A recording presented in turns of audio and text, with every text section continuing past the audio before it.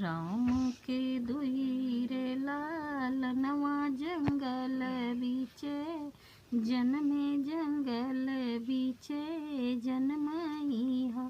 सखिया सीता के नयन के उतरिया कुसुम जैसे सुंदर कुसुम जैसे सुंदर हो।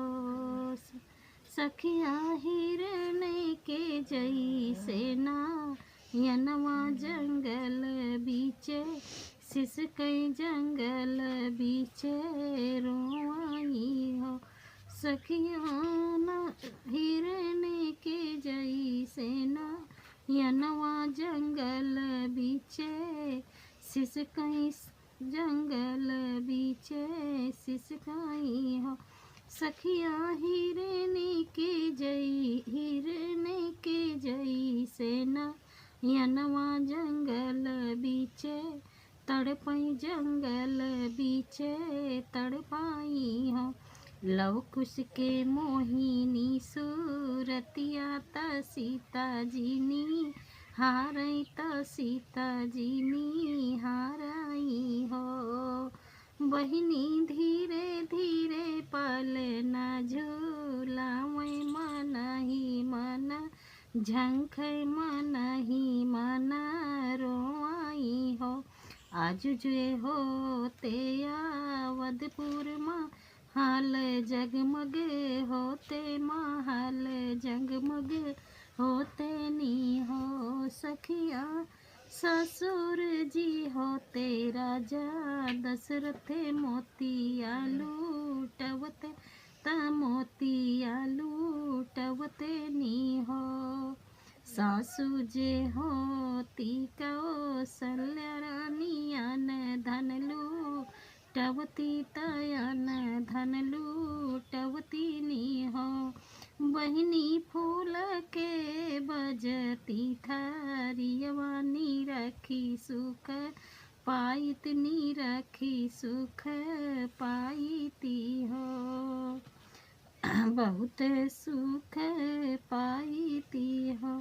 आजु जे होते लक्ष्मण देवरवा तबसिया बजवते तबसिया बजवते नी हो।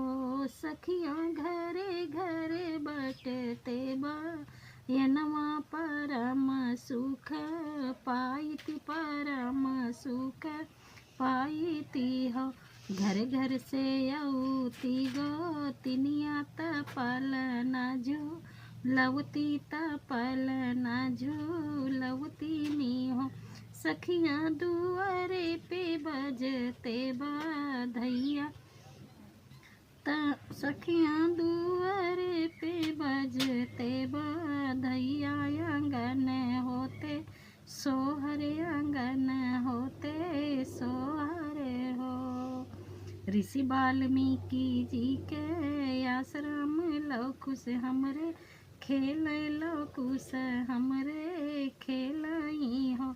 रामा धीरे धीरे विद्या जे सीखै वेद वही सीखाई हो। सखिया रामा धीरे धीरे विद्या जे सीखाई वेद वही सीखाई हो।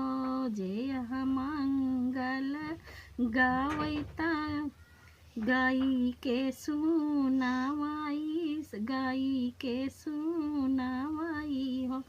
सखिया से ओए बैकुंठ के जाई परम सुख पावई परम सुख पावई हो।